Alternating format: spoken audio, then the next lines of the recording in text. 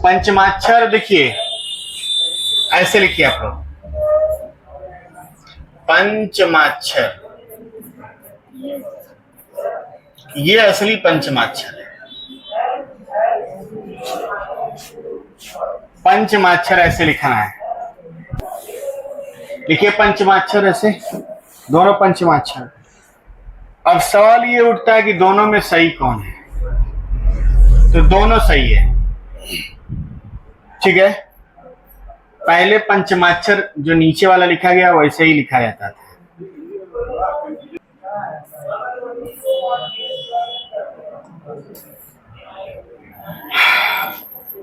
देखिए सभी वर्गों के पांचवें अक्षर को क्या कहते हैं? पंचमाक्षर।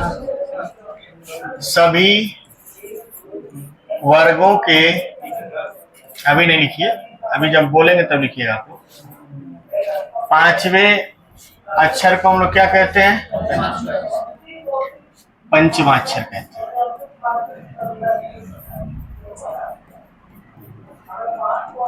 एग्जाम्पल में आपका कौन है? अंग, य, ड़, न और म। इनकी संख्या कितनी है? 5। इमं गणनम के नाम से इसको जाना जाता है। संस्कृत में इमं गणनम कहा जाता है इसको।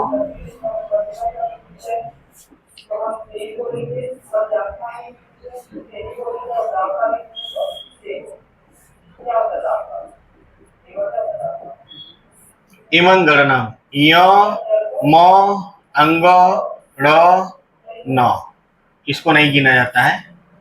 इमं गणनम, ठीक है, संस्कृत में इसको कहा जाता है इमं गणनम, ठीक है। और इनकी संख्या कितनी है? 5।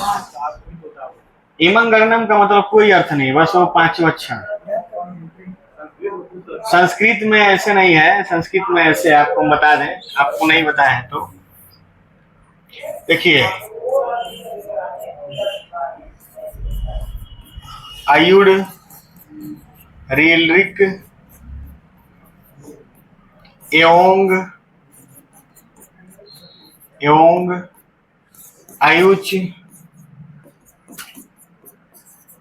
ठीक है। इसका मतलब ये होता है, देखिए अ से बन जाएगा आ, अ के बाद फिर क्या है? ई से बन जाएगा दीर्घ, फिर उ से बन जाएगा बड़ा, फिर री, फिर ली, ए, ओ, औ। संस्कृत में इतने ही स्वर हैं। संस्कृत में आ नहीं होता है, आप अलग से बनाएंगे, ठीक है। तो संस्कृत में स्वर की संख्या कितनी है? 9। हिंदी में स्वर की संख्या कितनी है?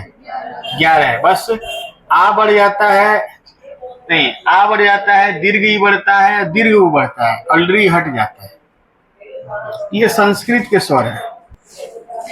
मेरे कहने का मतलब ये है कि ये स्वर के लिए बना है। इसको बोलते हैं हम लोग माहेश्वर सूत्र। क्या बोलते हैं? माहेश्वर सूत्र। इन्हीं सूत्रों से हमारे वर्णमाला का निर्माण हुआ है। इन्हीं सूत्रों से किसका निर्माण हुआ है? वर्णमाला। टोटल 14, टोटल कितने माहेश्वर सूत्र हैं? 14। हमको तो याद है, आप लोग को कभी लिख के हम दिखा देंगे, नहीं तो बोले अभी लिख दे, आप लोग लिख लीजिए। लिख दें? सर के लिख दे रहे हैं।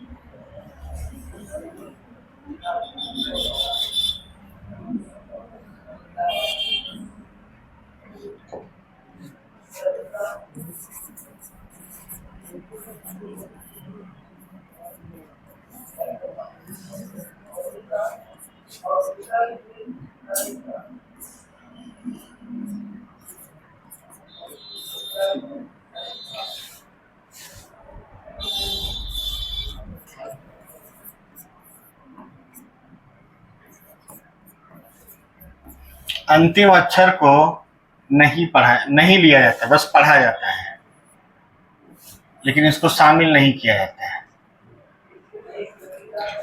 सूत्र नंबर 1, सूत्र नंबर 2, सूत्र नंबर 3, 4, 5, 6, 7।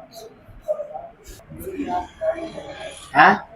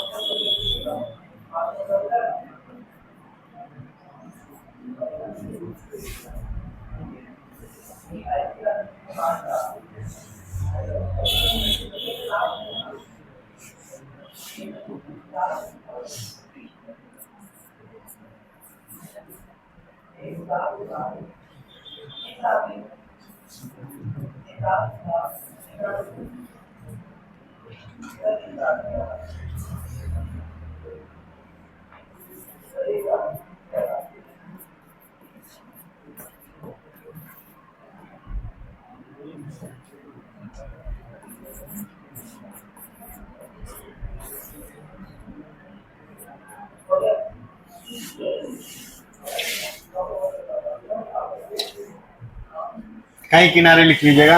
हम एक चीज बता रहे हैं, सब लोग बोर्ड पे देखिए, इसका खासियत क्या है। देखिए, अ से शुरू करिए और च तक चलिए तो सारे स्वर आ जा रहे हैं कि नहीं आ रहे हैं? बोलिए, अरे यस या नो बोलिए ना। हमको शुरू करना है कहाँ से? अ से, और कहाँ तक जाना है? च तक। इसके भी देखिए, पहले ये सब क्या है? स्वर है। इससे पहले स्वर है, ठीक ना। उसके बाद देखेंगे य र ल व, ह को भी छोड़ दीजिए, ह दो जगह है। ह कितने जगह है? 2 जगह। पहला वाला ह को छोड़ेंगे तो दूसरा वाला लेंगे, दूसरा वाला को छोड़ेंगे तो पहला वाला लेंगे। एकमात्र ह ऐसा अक्षर है जो 2 बार आया है।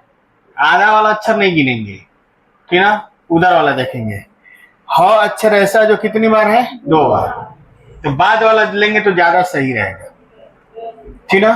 पहले वाला लेना उतना सही नहीं है, ठीक। अब दूसरा चीज देखिए, शुरू में 4 सूत्रों में क्या है? स्वर है। बाकी अगले 2 सूत्र में य र ल व अंतस्थ है। क्या है? अंतस्थ। अगले सूत्र में 5वां अक्षर है। कौन सा अक्षर है? 5वां। और अगले 2 सूत्र में हर वर्ग का चौथा अक्षर है। देखिए, चौथा है कि नहीं है? झ जो है अपने वर्ग का चौथा है, भ चौथा है, घ चौथा है, ढ चौथा है, और ध भी क्या है? चौथा है कि नहीं है? उसके बाद देखिए, इसमें आप देखेंगे हर वर्ग का कौन सा अक्षर है? तीसरा अक्षर। ये भी तीसरा है, ये भी तीसरा है अपने वर्ग में, ये भी तीसरा है, ये भी तीसरा है कि नहीं संदीप बाबू? अब देखिए, ये जो है अपने वर्ग के दूसरे अक्षर हैं, और ये जो है अपने वर्ग के पहले अक्षर। तो इन दोनों को मिलाकर दूसरा और क्या है? पहला अक्षर हर वर्ग का। और इन दोनों को मिलाकर जो है सौ सौ सौ और ह क्या है? ऊष्म व्यंजन। कौन व्यंजन है? ऊष्म। और आपको हम पढ़ाए थे शुरू में, एक सामान्य आधार पर जो व्यंजन के प्रकार होते हैं वो क्या होते हैं?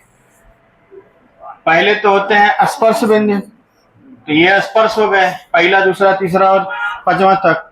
उसके बाद आपका अंतस्थ पढ़ाए थे, और उसके बाद आपका क्या पढ़ाए थे? ऊष्म। और एक एक्स्ट्रा पढ़ाए थे, क्या? संयुक्त। पढ़ाए थे कि नहीं पढ़ाए? तो संयुक्त 2-2 अक्षर को मिला के बनेगा। तो पहली बार जब माहेश्वर सूत्र लिखा गया तो ऐसे लिखा गया, सिस्टमेटिक बनाया गया। ऐसा में यहीं से हमारा वर्णमाला शुरू हुआ है।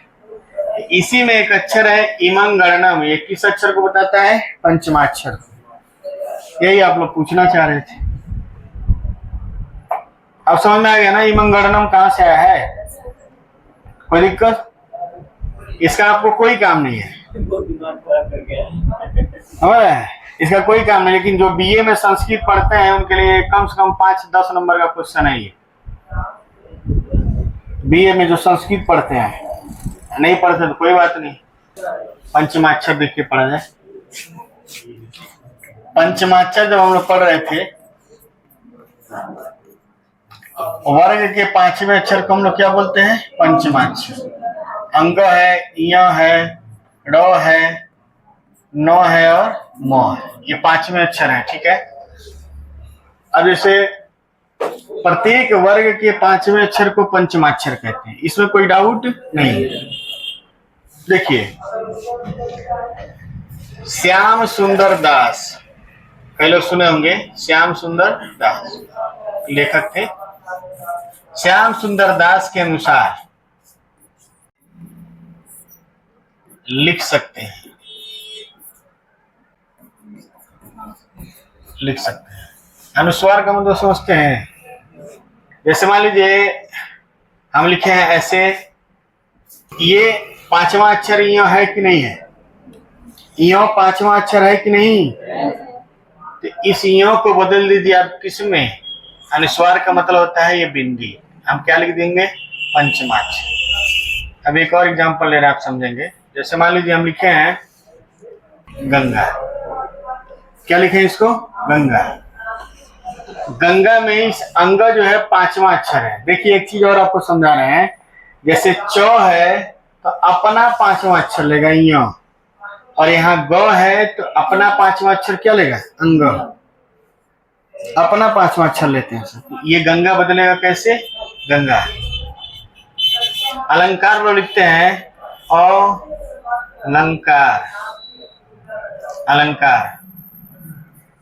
क है तो अपना 5वां अक्षर किसको लेगा? अंग। तो अंग को हटा के हम क्या लिख देंगे? अलंकार। ऐसे लिखते हैं कि नहीं लिखते हैं?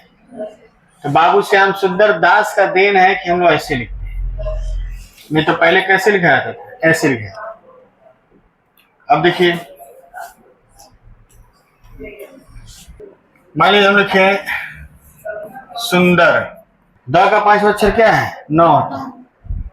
तो आप इसको ऐसे भी लिख सकते हैं, 9 को हटा दिए, 5वां अक्षर यहाँ पे लगा दीजिए अनुस्वार, क्या हो जाएगा? सुंदर। होता है कि नहीं होता है? ऐसे होता है संपत्ति। आधा प का 5वां अक्षर कौन होता है? म। म को हटा के हम क्या लगा देंगे? संपत्ति। हो जाएगा कि नहीं हो जाएगा? तो हर 5वें अक्षर को हम किस रूप में लिख सकते हैं? अनुस्वार। 5वें अक्षर को किस रूप में लिख सकते हैं? अनुस्वार। उतारिए इसको, लिखिए। लिखिए, प्रत्येक वर्ग के 5वें अक्षर को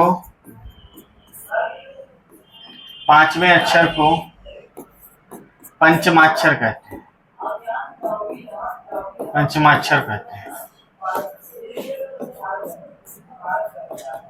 बस इनकी संख्या कितनी है? 5 है। बढ़िया बढ़िया पढ़ा जाए। सब लोग लिखेंगे उत्क्षिप्त व्यंजन।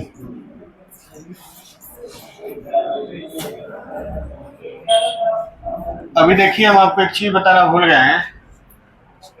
पंचमाक्षर का एक नाम नासिक के भी है, लेकिन अभी नहीं बताएंगे। अभी उसको हम अलग से पढ़ाएंगे। अनुनासिक, नासिक, निरानुनासिक जब पढ़ाएंगे उसमें डिटेल में बताएंगे। ठीक? तो लिखेंगे उत्क्षिप्त व्यंजन। ठीक? अब चलिए सब लोग ध्यान दें मेरी तरफ। सब लोग बोलिए ड। अब बोलिए ड। जब आप ड बोलते हैं तो जीभ आराम से नीचे आती है, और जब ड बोलते हैं तो जीभ तेजी से नीचे आती है।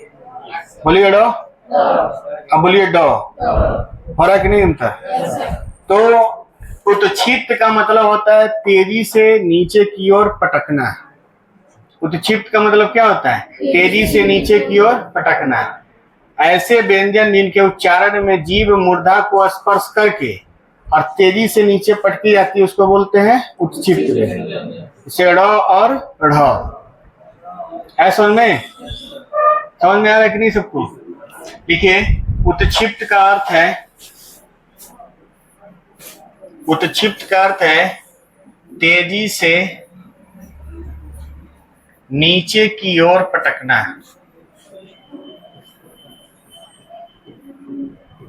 तेजी से नीचे की ओर पटकना है।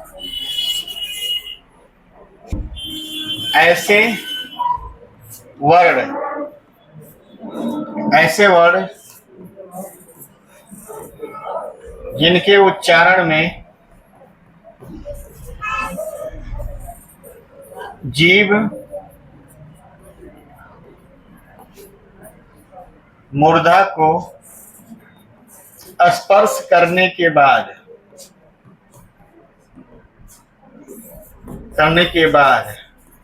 तेजी से नीचे की ओर पटकी जाती है।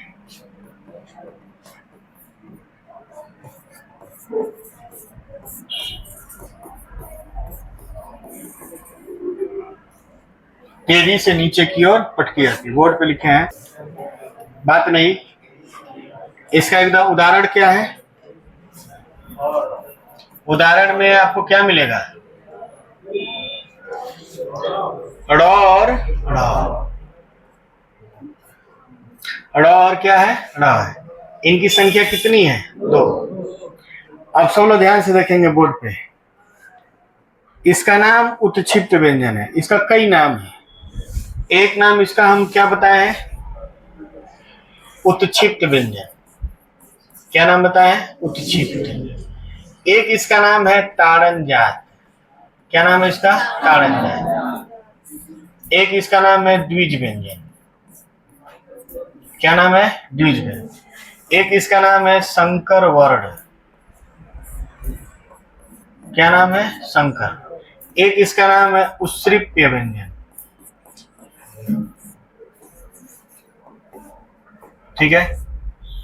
एक इसका नाम है द्विगुण व्यंजन। द्विगुण व्यंजन, इसको हम लोग इसको और नाम से जानते हैं आधुनिक वर्ण। क्या नाम से जानते हैं? आधुनिक वर्ण। आधुनिक वर्ण। इसको और भी नाम है नवीन वर्ण। क्या नाम है इसका? नवीन। हाँ भाई, लिख लीजिएगा। इसको हम लोग हिंदी के अपने व्यंजन कहते हैं। हिंदी के अपने व्यंजन। हिंदी के कौन व्यंजन? अपने व्यंजन। बनाइए तो इतना सारा इसका नाम है। बात नहीं। अभी इसका इतना सारा नाम पड़ा है, क्यों पड़ा है? जैसे इसका नाम द्विज क्यों पड़ा है, इसका नाम ताड़न जात क्यों पड़ा है, इसका नाम शंकर क्यों पड़ा है, उत्सृप्य क्यों पड़ा है, नवीन वर्ण क्यों पड़ा है, द्विगुण क्यों पड़ा है, सबका कारण है। चलिए अब हेडिंग लिखिए, नंबरिंग करके लिखिए। हेडिंग क्या लिखना है? नंबरिंग करके।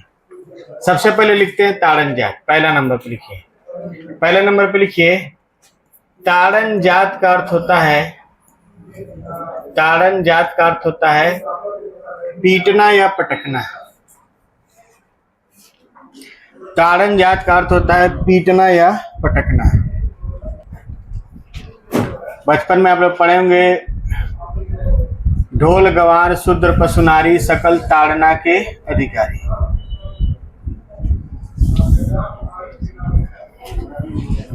चलिए सामने देखिए सब लोग।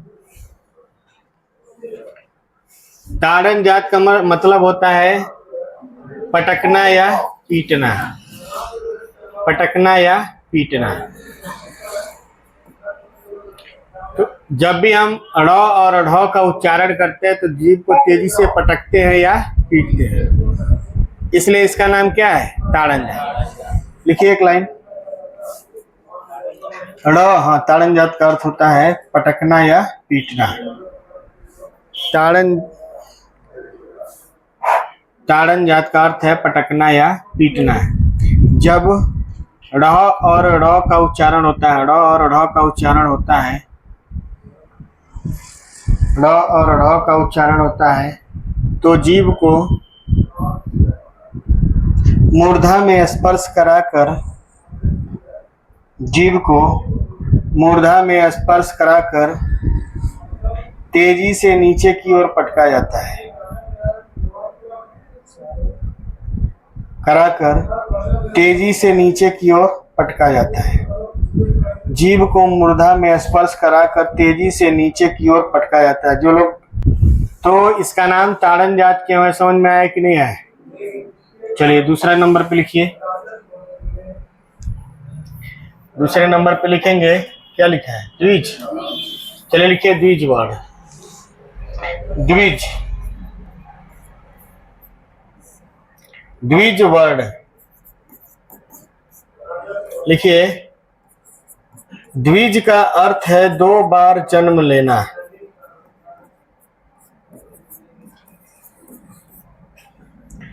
द्विज का अर्थ है 2 बार जन्म लेना। द्वि माने होता है 2 और ज माने होता है जन्म लेना। द्विज का मतलब होता है 2 बार जन्म लेना। जैसे ब्राह्मण को कहा जाता है, लिखिए नहीं, सुनिए, ब्राह्मण को द्विज कहा जाता है। ब्राह्मण का जन्म 2 बार माना जाता है। पहला बार उसका जन्म होता है, दूसरी बार जब उसका उपनयन संस्कार होता है, जनेऊ होता है, तब उसका दूसरा जन्म माना जाता है। पक्षी को भी द्विज कहा जाता है। पक्षी को एक बार वो अंडे में आता है और एक बार अंडे से बाहर आता है, तो 2 बार जन्म लेता है, इसलिए उसका नाम क्या है? द्विज। ड, और देखिए पहली बार में क्या था? पहली बार में था ड तथा ध, ढ। दूसरी बार क्या हुआ? नुक्ता। इसको क्या बोलते हैं? नुक्ता। जो नीचे जो लगता है उसको क्या बोलते हैं? नुक्ता। नुक्ता को सम्मिलित करने पर, नुक्ता को सम्मिलित करने पर क्या बना? ड़ तथा ढ। तो पहली बार इसका जब जन्म हुआ था तो किस रूप में हुआ था? ड और ढ। लेकिन जब इसमें नुक्ता मिला तब ये क्या बन गया? ड़ और ढ। नुक्ता मिलने पे ड़ और ढ़ बना। तो इसका जन्म कितनी बार हुआ? 2 बार। लिखिए, पहले इतना लिखिए। चलिए लिखेंगे। बैटरी इसका लो हो गया है। लिखेंगे 2 बार जन्म लेने, तीसरा नहीं लिखेंगे, 2 बार जन्म लेने के कारण इसे द्विज वर्ण कहा गया है। 2 बार जन्म लेने के कारण इसे द्विज वर्ण कहा गया है।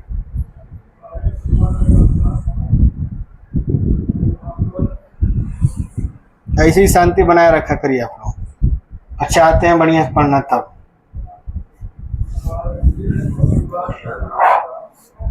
अब तीसरा देखिए, तीसरा है संकर वर्ण। तीसरा क्या है? संकर वर्ण। संकर का मतलब क्या होता है? एक तो संकर जो बड़ा सा होता है, छोटे वाले 100 में। संकर का मतलब होता है हाइब्रिड। हाइब्रिड का मतलब संकर, क्रॉस, इसको हम लोग कहते हैं क्रॉस, हाइब्रिड। 2 अलग अलग प्रजाति के लोग जब मिलते हैं तो उसको क्या बोलते हैं? संकर, ठीक है, हाइब्रिड बोलते हैं। तो पहला क्या था? पहला हिंदी था। हिंदी भाषा से क्या मिला है? ड तथा ढ, ठीक। और दूसरा फारसी भाषा से, फारसी भाषा से हमको क्या मिला है? नुक्ता मिला है। क्या मिला है? नुक्ता। तो 2 भाषा का होने के कारण, 2 भाषा का होने के कारण इसे संकर वर्ण कहते हैं, हाइब्रिड वर्ण कहते हैं।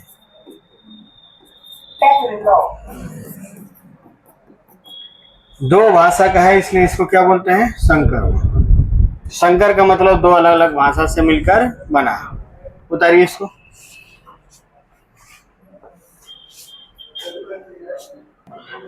चलिए ध्यान देंगे आगे। कलम दीजिए। इसके बाद क्या है, उस्रिप। चलिए लिखिए। उस्रिप का अर्थ होता है फेंकना। लिखिए, उस्रिप का अर्थ होता है फेंकना।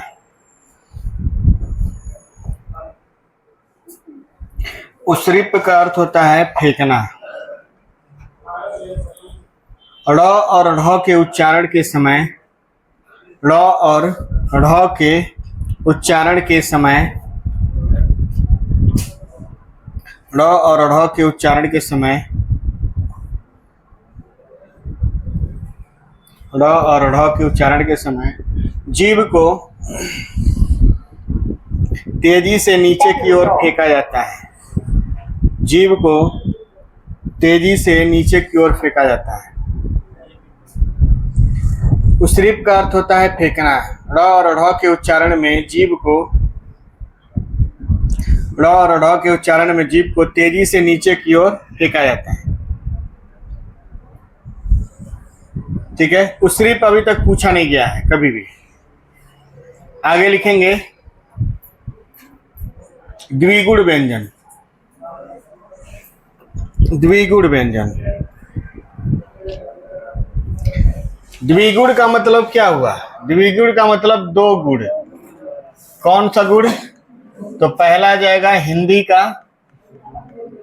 का ड तथा ढ, और दूसरा गुण क्या आ जाएगा, और दूसरा हो जाएगा फारसी का नुक्ता। फारसी का नुक्ता। देखिए, द्विगुण का मतलब, द्विगुण का अर्थ होता है दो गुण होना। द्विगुण का अर्थ होता है दो गुण होना।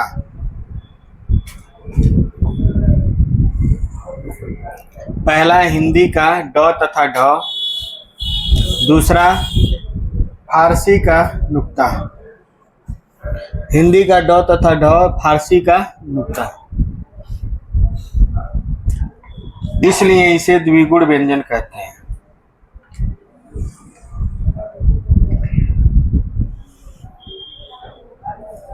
इसलिए इसे क्या कहते हैं, द्विगुण व्यंजन। चलिए लिखेंगे नवीन वर्ण या आधुनिक वर्ण। नवीन का मतलब क्या होता है, नया, लेटेस्ट। नवीन का मतलब लेटेस्ट। जो सबसे बाद में बनता है उसी को हम लोग क्या कहते हैं, लेटेस्ट। जो सबसे नया होता है, जो सबसे बाद में बनता है वही सबसे नया होता है। तो वर्णमाला में 52 अक्षर हैं और सबसे बाद में किसको लिखा जाता है, ड़ और ढ़ को। यानी सबसे बाद में कौन बना है, ड़ और ढ़। तो जो सबसे बाद में बना है वही लेटेस्ट है और उसी को हम लोग क्या कहते हैं, नवीन में। लिखिए, नवीन वर्ण का अर्थ होता है ऐसा वर्ण जिसका निर्माण सबसे बाद में हुआ है। नवीन वर्ण का अर्थ होता है ऐसा वर्ण जिसका निर्माण सबसे बाद में हुआ है। नवीन वर्ण का अर्थ होता है ऐसा वर्ण जिसका निर्माण सबसे बाद में हुआ है। नवीन वर्ण का अर्थ होता है ऐसा वर्ण जिसका निर्माण सबसे बाद में हुआ है। जिसका निर्माण सबसे बाद में। हिंदी वर्णमाला में ड़ और ढ़ का निर्माण सबसे बाद में हुआ है। हिंदी वर्णमाला में ड़ तथा ढ़ का निर्माण सबसे बाद में होगा। ठीक है, अब लिखिए सबसे बाद में होगा, इसलिए इन्हें नवीन वर्ण या आधुनिक वर्ण कहते हैं। इसलिए इन्हें नवीन वर्ण या आधुनिक वर्ण कहते हैं। नवीन वर्ण या आधुनिक वर्ण कहते हैं। आधुनिक का मतलब भी लेटेस्ट होता है, नवीन का मतलब भी क्या होता है, लेटेस्ट होता है। नवीन लिखिए, नीवन नहीं, नवीन लिखना है, नीवन नहीं लिखना है। ठीक,